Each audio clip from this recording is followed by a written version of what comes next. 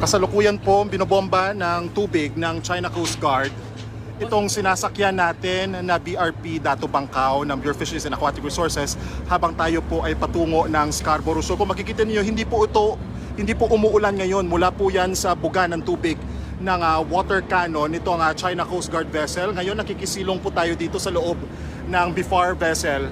Kung makikita po ninyo, ayan ngayon patuloy po yung pagbuga ng tubig.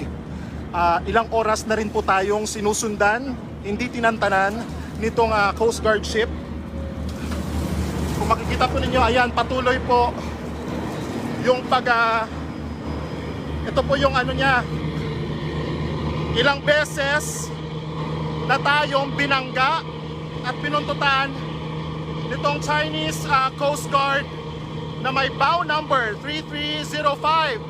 Kani-kanina lang po ay tinamaan muli yung barko natin nitong napakalakas na water cannon ng China Coast Guard.